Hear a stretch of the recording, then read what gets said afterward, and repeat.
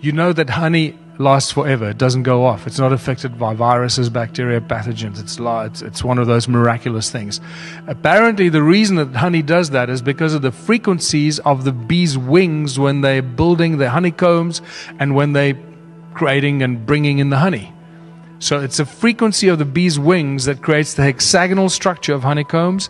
It's also interesting is that the hexagonal structure is a structure of oxygenated and structured water that cures disease. This is really important. If any one of you can go and record the frequency of bees in a beehive, the buzzing of the bees' wings, and you take that frequency to a lab, a biochemistry lab, and you expose a petri dish of viruses, bacteria, and fungus to the frequency of the bee's wings, I suspect that that frequency will kill the bacteria.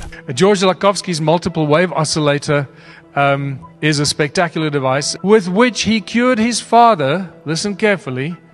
He cured his father of quadriplegia.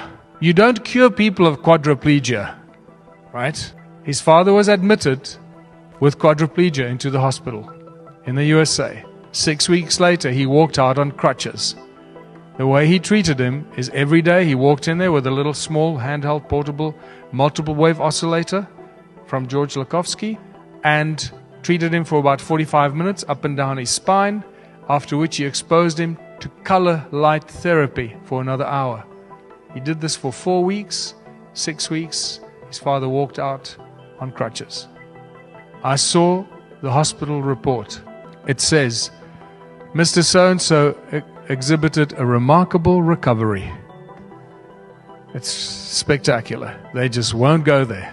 They will not be, engaged in any explanation. In 2011, Anthony Holland, this is now in a TED Talk, show us which frequencies kill cancer cells. Very briefly, okay, he tells us between 100,000 hertz and 300,000 hertz kills cancer cells. And he shows us in a TED Talk. We now know that cancer is vulnerable between the frequencies of 100,000 hertz and 300,000 hertz. So now we attack leukemia cells.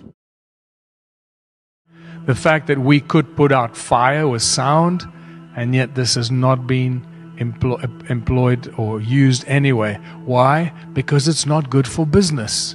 Remember, the moment we stop the growth and the need for money, the entire global financial system collapses. This is just spectacular. These kids develop this little resonator that puts out a fire.